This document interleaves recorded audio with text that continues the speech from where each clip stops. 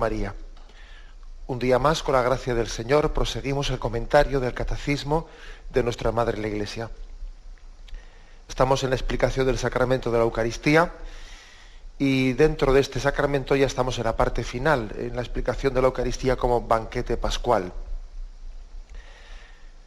Habíamos ayer explicado los puntos donde ya hablaban de la comunión y de la preparación para la comunión. Hoy proseguimos en esa explicación de la preparación de la buena disposición del cristiano para recibir el sacramento de la comunión. Seguimos a partir del punto 1387. Ahí hay 4 puntos, del 1387 al 1390, que completan este capítulo sobre la preparación para la comunión. Para prepararse convenientemente a recibir este sacramento, dice el primero de los puntos, los fieles deben observar el ayuno prescrito por la Iglesia, canon del Código de Derecho Canónico 919.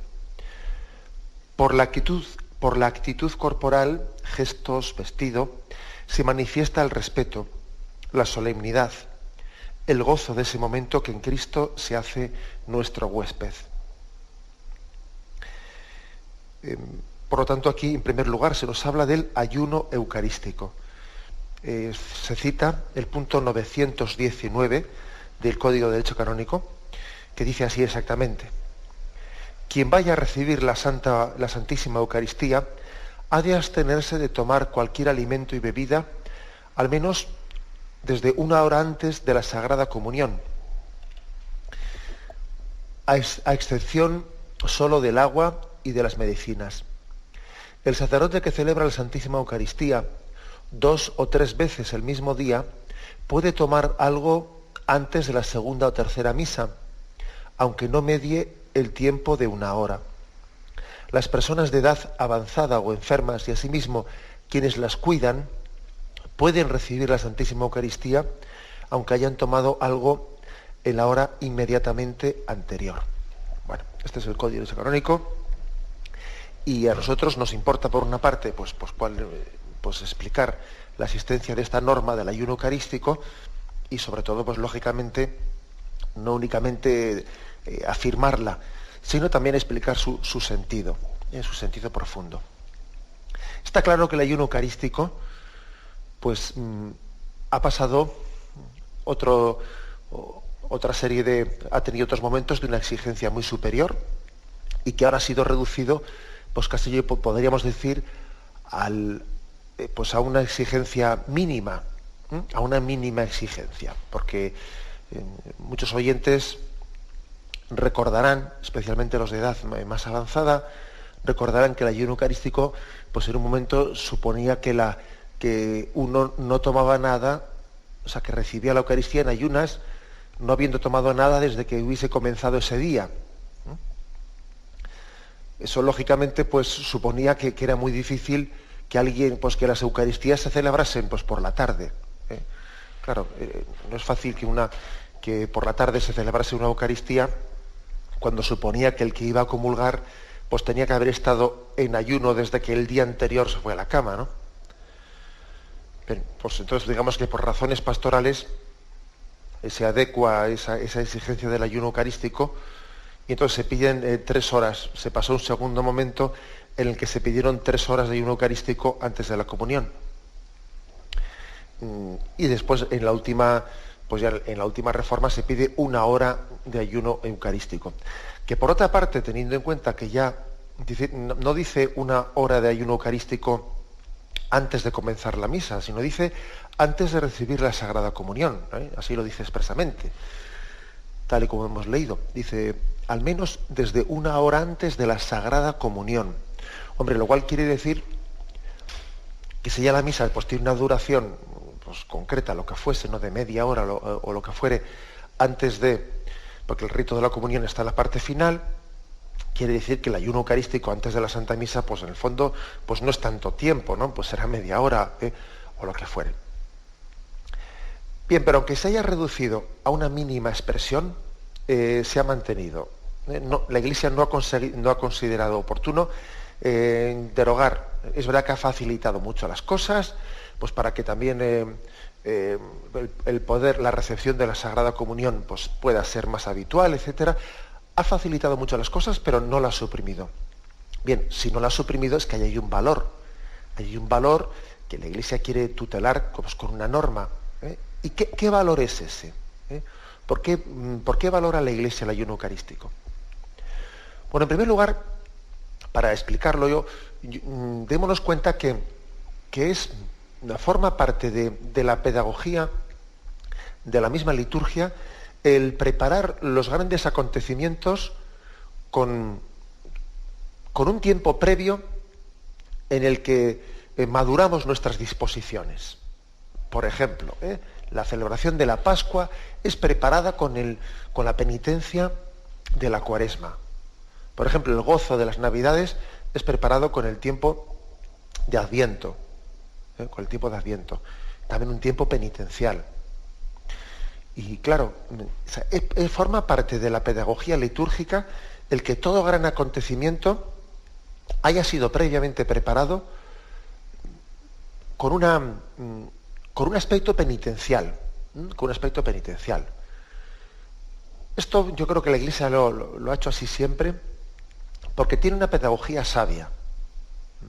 Porque sabe que para llenarse de algo muy grande, que quien se dispone a algo muy grande, pues no puede hacerlo al mismo tiempo que tiene sus sentidos pues totalmente ocupados pues en otro tipo de cosas que, aun siendo buenas, le pueden estar distrayendo de lo importante. De lo importante. Acordaros de lo más importante, vamos. Acordaros de aquella palabra, aquel reproche del Señor a Marta. Marta, Marta, ¿andas ocupada en tantas cosas? Que son buenas, Estás sirviendo la mesa, estás haciendo cosas buenas, pero fijaros que Jesús le dice, Marta, Marta, ¿andas preocupada y agobiada con tantas cosas? Tu hermana María ha elegido la mejor parte. Anda, vete, deja un momento esos cacharros, deja ahora de servir esa comida, ven y atiende, que está el Señor, la palabra hecha carne en tu casa, hablándote. Es un ejemplo concreto el que os pongo, ¿no? Porque es que Marta estaba haciendo cosas muy buenas. Pero es que la ocasión de la visita de Jesucristo era tan importante que comparando con él en ese momento la comida palidecía, o sea, dejaba de tener ese grado de prioridad pues, que tiene en el día a día de nuestra vida. Lógicamente hay que comer, lógicamente hay que alimentarse, uno no puede dejar de hacerlo, también lo hacen los anacoretas, o sea, también lo hacen, no hay un monje contemplativo, una regla contemplativa, vamos, ni de los cartujos, ni de los benedictinos, ni de nadie, pues que no incluya dentro de su norma, de su regla de vida también las horas de las comidas. Sí, de acuerdo. Pero es que aquel día había llegado a Betania, había llegado Jesús. Y ante esa visita, pues los quehaceres del día a día palidecían, no tenían ese grado de prioridad que tienen en el día a día, en la rutina diaria. Y entonces por eso Jesús le reprocha a Marta, mira Marta, ¿andas preocupada con tantas cosas? No te digo que sean malas, pero tu hermana María ha elegido la mejor parte. Deja un momento los cacharros, ven y siéntate aquí. Es la conciencia, es como subrayar la conciencia de que las cosas principales, las cosas que son en las que somos conscientes de que se está resumiendo todo el tesoro de Dios, pues cuando son estimadas, cuando son apreciadas, lo lógico es que de nosotros brote también un signo de renunciar a lo secundario por mantener más atención a lo prioritario.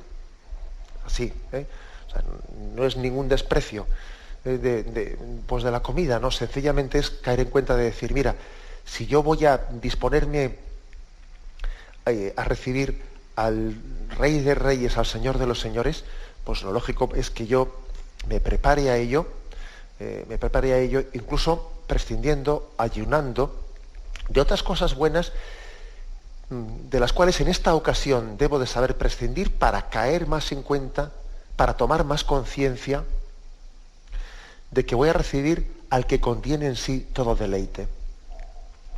Dice esa invocación eucarística, ¿no?, que hacemos en el momento de la adoración: nos diste el pan del cielo que contiene en sí todo deleite. Claro, y uno subraya mucho la verdad, esa verdad de ese principio, de esa antífona de adoración. Nos diste el pan del cielo que contiene en sí todo deleite, lo subraya mucho cuando también hace un ayuno eucarístico para gustar más de ese gran banquete. Si uno tiene los sentidos absolutamente pues satisfechos, luego no tiene la debida atención para recibir eso. ¿Vais a permitir un ejemplo? Que yo entiendo que todo ejemplo pues hay que cogerlo pues, en la medida en que ayude, no se puede aplicar literalmente, ¿no? Pero los cazadores tienen costumbre de que cuando llevan a sus perros de caza bien entrenados, los llevan a hacer una cacería, los llevan al monte, ellos tienen la costumbre de no pegarles un banquete a sus perros antes de comenzar la cacería. Porque si tú a tu perro de caza le pegas un banquetazo antes de comenzar la cacería, ya te digo yo después qué espabilado va a andar para ir a por la perdiz. También el que el perro tenga una cierta hambre, bueno, va a estar muerto de hambre el pobre, que si no, no corre, ¿no? Pero el hecho de que el perro tiene una cierta hambre todavía agudiza el sentido suyo de caza. Está más atento a eso que está buscando. Como lo tengas allí cebado, como lo acabas de pegar allí, si le has puesto ahí 3 chuletas para que coman, para rato después va a andar espabilado pues buscando la perdiz, ¿no? En plena cacería. No tiene los sentidos agudizados. Bueno, pues aplicando este ejemplo, también este ha sido tradicionalmente el sentido del ayuno. El sentido del ayuno ha sido el subrayar, el tener nuestros sentidos espirituales bien dispuestos, atentos. Es que si nuestros sentidos corporales están saturados, luego lo que no podemos pretender es que los sentidos espirituales estén agudizados. Esto es así, o sea, los sentidos corporales conviene que estén también dentro de una pedagogía de ayuno. Si no, después los sentidos espirituales están lentos, están torpes, ¿no? Uno no tiene deseo y hambre de Dios. Es que el ser humano, que es cuerpo, que es alma, que es corpóreo y es espiritual, pues tiene condicionamientos corporales, ¿no? Tiene condicionamientos espirituales. Y claro que lo corpóreo también afecta a lo espiritual. Claro que afecta. Porque no hay en nosotros una especie de frontera artificialmente establecida en la que se distingue lo corporal y lo espiritual. No, lo corpóreo afecta a lo espiritual. Claro que puede afectar. Claro que afecta, de hecho. De hecho, quien está demasiado saciado, pues corporalmente, pues no tendrá el grado de agudeza y de espiritual que debe de tener. Esto que estoy explicando se aplica al tema del ayuno eucarístico, pero lo supera, claro, es un tipo de afirmación que se puede, hago referencia a ella, pues en una explicación de conjunto de lo que es la vida espiritual. Demasiado saciado, demasiado cómodo, pues ya te digo yo que después eso espiritualmente va a afectar mucho. Baste recordar también que todos sabemos que esta sociedad del bienestar, pues hace mucho daño a la vida espiritual. Demasiado cómodo, demasiado saciado, cuando los sentidos corporales, ¿no?, pues son satisfechos de una manera pues excesiva, pues eso nos deja torpes espiritualmente, nos deja torpes.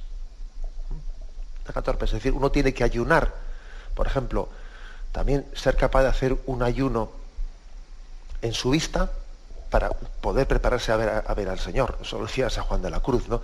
Quien está totalmente volcado con todo tipo de curiosidades por aquí, curiosidades por allá, que tienen la vista desparramada en todo tipo de curiosidades, no tiene después su vista espiritual, o sea, no está esperando y gozando ver al Señor presente en las cosas, sino únicamente, pues bueno, pues es que es carne de cañón de pues revistas del corazón y de bobadas que lo que le hacen es, le están atrayendo su deseo, le están consumiendo, le están gastando el deseo que él tiene, pues de conocer la verdad, y después, cuando deja todo ese mundo de curiosidades, después no tiene deseo de ver a Dios. Cuando uno pues está todo el día oyendo chismes, pues después no está hambriento de la palabra. Cuando uno está todo el día comiendo y su única ambición pues es que tiene una tendencia a la gula y está todo el día con esa obsesión y ansiedad de comer, luego después también su hambre de Dios también se resiente, porque tiene menos hambre del Espíritu, ¿no? Del Espíritu Santo. Es que lo corporal afecta a lo espiritual. Porque nosotros, porque somos un todo unido. La Iglesia siempre ha tenido conciencia de eso. Y por eso pues se han preparado la Pascua con la Cuaresma, por eso se ha preparado la Navidad con el Adviento, porque cuando alguien va a recibir, es como una esponja que se está disponiendo para empaparse de agua limpia. Lo primero que hay que hacer es exprimirla para que el agua vieja, el agua sucia, no impida que la esponja sea empapada de esa agua cristalina nueva. Pues algo así también la Iglesia ha hecho siempre, ¿no? El ayuno precede, bueno, el ayuno no únicamente de alimentos, ¿no? sino en el sentido penitencial pleno de la palabra, precede y prepara el encuentro pleno con Jesucristo, prepara y nos hace caer en cuenta de la novedad de lo que vamos a recibir, Aunque a veces esto quede un poco más ocultado. Por ejemplo, con el tema del Adviento está bastante claro pues que el consumismo en medio del cual se celebra las Navidades hace que el tiempo de Adviento pase desapercibido. Claro, si ya te comienzan ya a anunciar los turrones antes de que comience el Adviento, pues qué difícil va a ser después celebrar el Adviento, mejor dicho, la Navidad, con el gozo de la llegada de Cristo como tesoro de nuestra vida, cuando no hemos sido capaces de preservar el Adviento como un tiempo de ayuno, un tiempo de penitencia, un tiempo en el que nos hemos desprendido de tantas cosas para después gozar de Cristo como tesoro de nuestra vida. La falta de vivencia al sentido penitencial y el sentido de ayuno en el contexto del Adviento luego hace que la Navidad no tenga pues esa novedad espiritual que debe tener en nuestra vida, ¿no? Porque es que la hemos corrompido, esa novedad, pues a través de una satisfacción continua de los deseos y pues corporales, de manera que después eso nos ha impedido gozar del don que está por llegar. Bien, esta pedagogía, pues, en esta pedagogía litúrgico, espiritual, etcétera, se inserta también el precepto del ayuno eucarístico. Hacemos un momento de reflexión y continuamos enseguida. Luego, lo lógico, para entender bien el contexto en el que la Iglesia nos habla del ayuno eucarístico, de una hora de ayuno antes de comulgar, lo lógico es entender que no se trata únicamente de la materialidad de ese hecho, sino también entender la conveniencia de que haya un tiempo previo que antecede a la Eucaristía, en el que uno va tomando conciencia de que me estoy disponiendo para recibir a Jesucristo. Parece que también es una invitación a que nuestra asistencia a la Santa Misa haya sido preparada un rato previo, un rato antes. Qué importante sería que pudiésemos llegar al templo de Dios un rato antes del inicio de la Eucaristía y tener allí un coloquio previo que nos prepare para la Eucaristía. Qué importante sería qué importante que los cristianos tuviésemos una preparación previa antes de ir a la Santa Misa, en la que incluso podamos haber llegado a preparar las lecturas teniendo un misal o con tantos servicios litúrgicos que hoy en día se ofrecen, ¿no? Con algunas publicaciones maravillosas, pues que a uno le permiten haber preparado la palabra de Dios que luego va a ser proclamada en la Santa Misa, y uno tiene una preparación previa, y eso está como roturando el terreno para que la palabra que después va a ser proclamada caiga en una tierra bien dispuesta para acogerla. Es decir, el ayuno eucarístico tiene este contexto. O sea, tiene este contexto, no es únicamente un precepto así caprichoso, desligado. No, el ayuno eucarístico tiene este contexto de la importancia de preparar previamente la Eucaristía, incluso de prolongarla después de haber comulgado en un rato de acción de gracias. Es un sentido pues pleno. Fijaros que este punto del catecismo que estamos comentando en 1387 añade también otras cosas. Añade la importancia, aparte de ese ayuno eucarístico, de la actitud corporal, los gestos y el vestido. Se manifiesta el respeto. Es decir, también tradicionalmente, pues nuestros cristianos, nuestros padres nos han enseñado como a engalanar, también a cuidar aspectos externos en los que el sentido del respeto, de la forma de vestir, etcétera, todavía subraya más la solemnidad del domingo, especialmente. El domingo, el día del Señor. Y ya sé que esto puede ser fácilmente ridiculizado, si es que lo hemos escuchado muchas veces, porque claro que uno podría fácilmente decir, bueno, ¿y qué sentido tiene ir ahí el domingo, ahí elegantes, poniéndose así para que la gente, para lucirse uno delante de otro y para que la gente le vea, y no le agradará mucho más al Señor? Pues la persona pobre que va a la Eucaristía y que no tiene esa capacidad, o sea, no tiene ese dinero para vestirse elegantemente, no le agradará eso mucho más que esas otras personas que van a la iglesia para lucirse y se ponen ese día pues, elegantemente vestidos. No le complacerá más al Señor mucho más pues la presencia de un pobre que, aunque esté mal vestido, en el fondo, pues por supuesto que sí, pero no hagamos, digo esto porque es que con qué frecuencia se ponen esa especie de comparaciones, pues límite, para ridiculizar pues una norma y un sentido espiritual. Por supuesto que sí, que si uno va a vivir o va a poner como razón de que se haya cuidado más incluso nuestra presencia en la forma de vestir, pues únicamente como una vanidad ante los demás, comparando eso con que un pobre pues se presente al Señor, pues lógicamente con su vestido pobre, pero es que no es esa la historia. Eso es quedarse con lo corporal, perdiendo el espíritu de las cosas.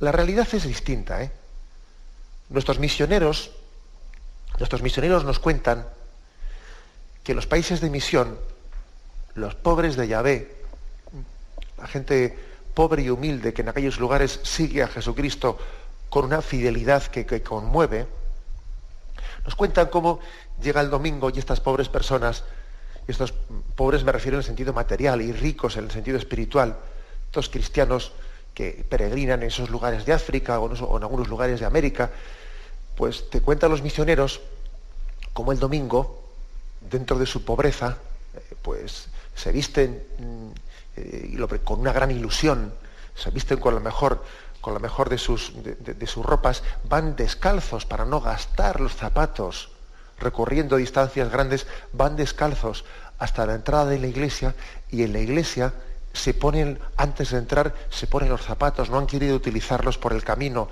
para no gastarlos, para no ensuciarlos. Y allí los visten, ¿no? Pues el momento de entrar a la iglesia. Eso es conmovedor, como os podéis imaginar, porque son personas que ellos quieren también significar que van a encontrarse con el Rey de Reyes, y en su pobreza se visten de gala. En su pobreza se visten de gala. Bien, digo esto un poco para entender el espíritu, porque es que es muy fácil ridiculizar las cosas, ¿no? ¿De qué sirve? Bueno, pues dice aquí el número 1387. Por la actitud corporal, gestos, vestido, se manifiesta el respeto, la solemnidad, el gozo de ese momento en que Cristo se hace nuestro huésped. Pues sí, pues eso también es verdad, es que es cierto. También en nuestra forma, pues demasiado zafia de presentarnos pues delante del Señor, muchas veces también se delata la falta de ilusión, de la falta de conciencia del acontecimiento tan grande delante del que estamos. La prueba es que después, para cualquier otra cosilla, para cualquier otra cosa a la que te inviten, vas a ver tú cómo te preparas. Y sin embargo, para estar con el Señor, pues igual no le das ningún tipo de importancia o de prioridad. En resumen, que el ayuno eucarístico no hay que entenderlo únicamente pues como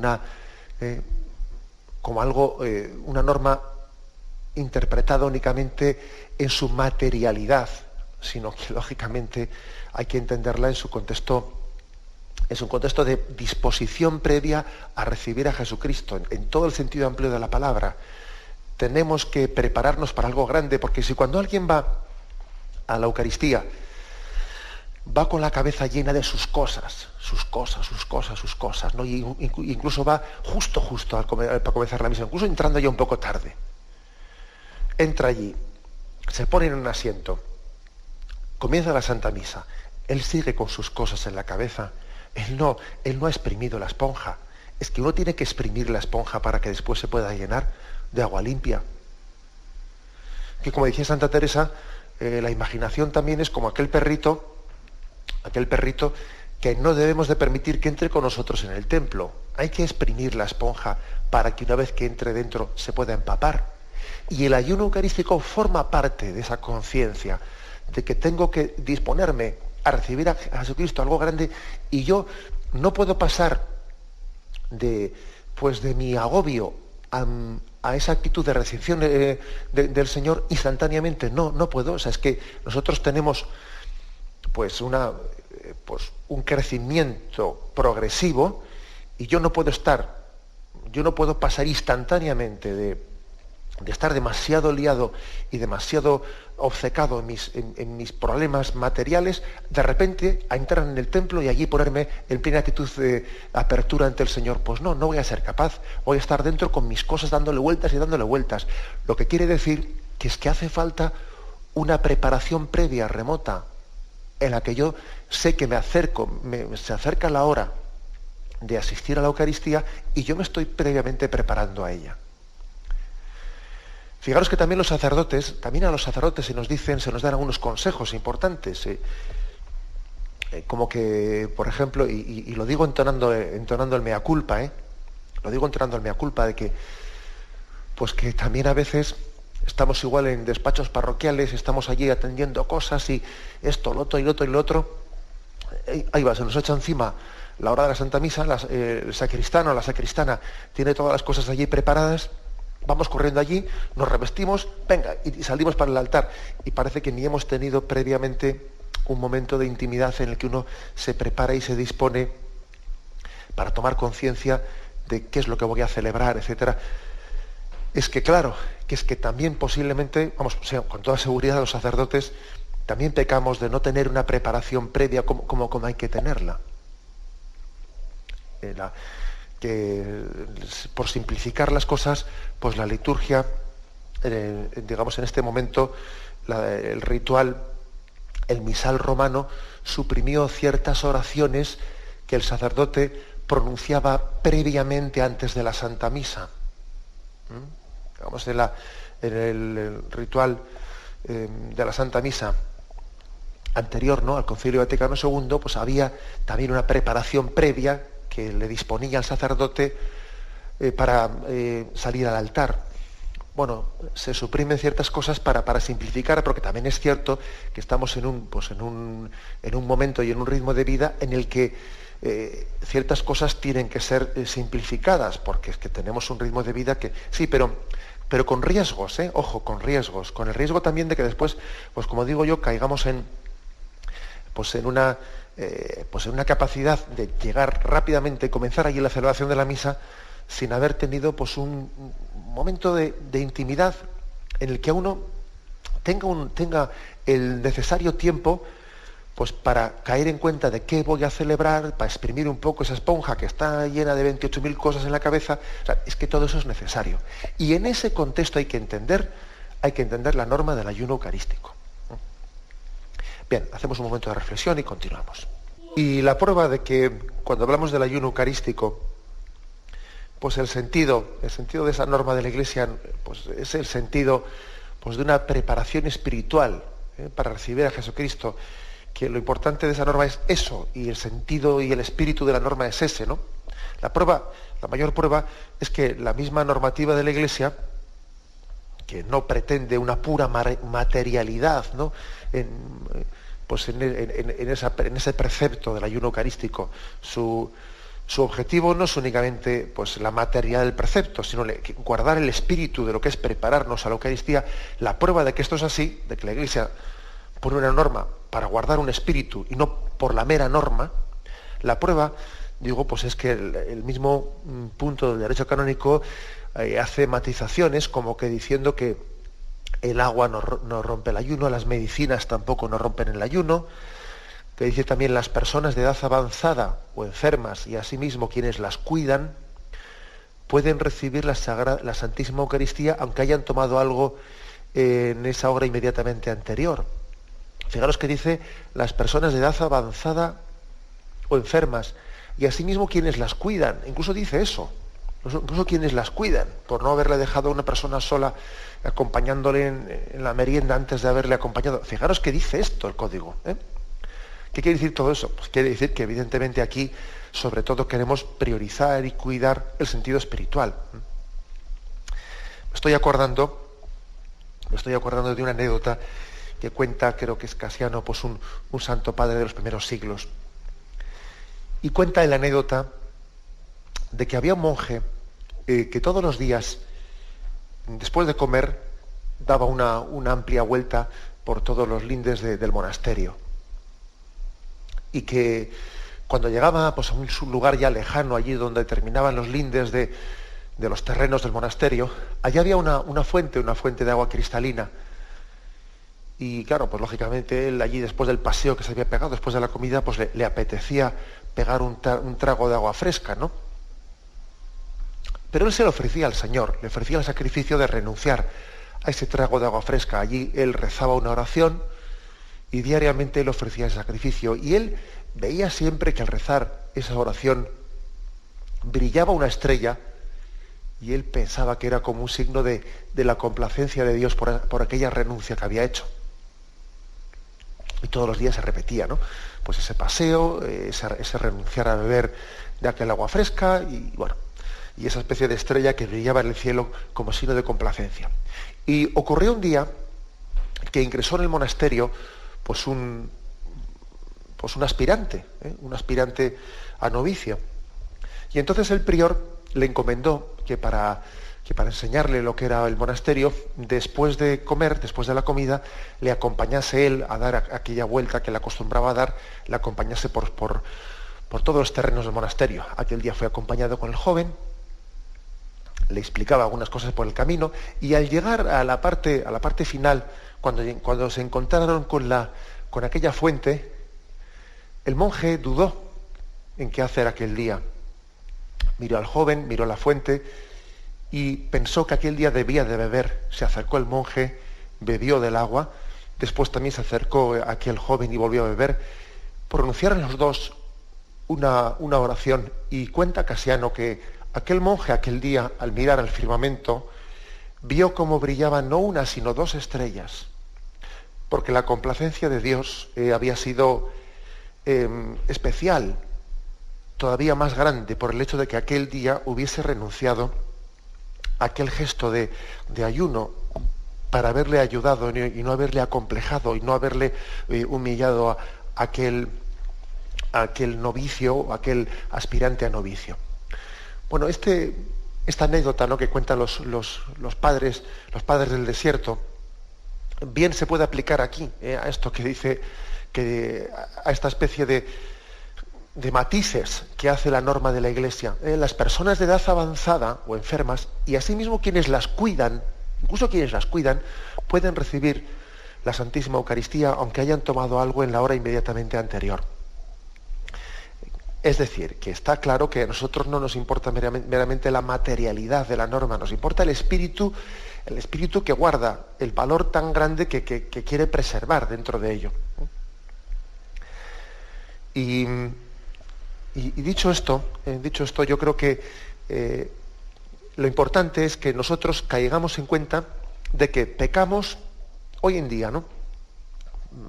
Hablando en términos genéricos, que como siempre, como a veces he dicho, cuando uno habla en una radio, pues hombre, habrá situaciones muy diversas entre las personas que lo escuchan, pero especialmente tenemos que dirigir una palabra a lo que puede ser la actitud más genérica del momento cultural en el que vivimos. Luego los directores espirituales, la dirección espiritual ya se está refiriendo a una persona en concreto, a su caso concreto y determinado, y sabrá darle pues consejos más adecuados a su situación y a su carácter personal. Pero que está claro que hoy en día, hablando en términos genéricos, pues tenemos una forma de acercarnos a las cosas divinas sin suficiente conciencia del don de Dios, con una falta de predisposición muy grande, pretendiendo tener al mismo tiempo todo lo humano y lo divino, pretendiendo servir a dos señores, como dice el Evangelio. No podéis servir a dos señores, a Dios y al dinero. No puedes tener los sentidos corporales perfectamente satisfechos y al mismo tiempo los espirituales. Pues no es posible, o sea, no es posible. Hoy en día uno se percata, y además es que no es únicamente la materialidad. Por ejemplo, a veces, porque como os he dicho alguna vez, es que desde el altar se ven muchas cosas, ¿no? Entonces ve uno que está una persona asistiendo a la Eucaristía masticando chicle, por ejemplo. Y dice uno, bueno, pues no sé si es muy normal, ¿no? Que uno tenga esa especie de, bueno, según escucho la Eucaristía, ahí estoy masticando chicle, dale que te pego. Por otra parte, bueno, pues tampoco eso, uno diría, si vamos a la materialidad de la norma, el masticar chicle no rompe el ayuno, ¿no? Pero es que no es cuestión de la materialidad de la norma, es que hay que ver su espíritu. Y en su espíritu dice uno, no, pues nos falta conciencia del don sagrado que vamos a recibir, nos falta conciencia de que todos los signos que hagamos pues, para disponernos a recibir al Rey de Reyes pues son pocos, nos vamos a quedar cortos de todas. O sea que este es el sentido de que tengamos una preparación previa para gozar del momento del encuentro con Jesucristo, para gozarlo, para entender que suelen ser mucho más tristes las personas que no hacen penitencia y no hacen ayuno. El que está harto de todo, el que está plenamente satisfecho de todas las cosas, tiende a tener un talante espiritual triste. ¿Por qué? Porque no goza de la novedad, porque está continuamente satisfecho de todo. Satisfecho me refiero en el sentido de atiborrado de todo. Ese no se goza con nada. Sin embargo, el que sí que está acostumbrado a renunciar, sí que está acostumbrado a ayunar corporalmente de muchas cosas, cuando se le entrega algo novedoso lo goza. Eso es como el niño, vamos a ver, como el niño que está harto de juguetes. El niño que está harto de juguetes, le das un juguete más y su capacidad de gozar con él, pues es que es mínima, porque es que está harto. Sin embargo, cuando a un niño, pues sí, se le ha dado un juguete, pero no de una manera abusiva, etcétera, pues tiene una capacidad muy superior de gozar con él. Bueno, pues eso es lo que hay que preservar en nosotros. Esa es la pedagogía que la Iglesia nos quiere también conducir en la liturgia. Ser austero, tener un sentido penitencial, etcétera, nos dispone mucho mejor para recibir y gozar los dones de Dios. La falta de austeridad, el materialismo de vida, pues la comodidad por criterio en nuestra vida no ayuda en nada a caer en cuenta pues de los dones de Dios que vamos a recibir. No ayuda en nada. Bien, lo dejamos aquí, aunque nos hemos quedado en este punto únicamente, pero continuaremos. Termino y me despido con la bendición de Dios Todopoderoso, Padre, Hijo y Espíritu Santo, descienda sobre vosotros. Alabado sea Jesucristo.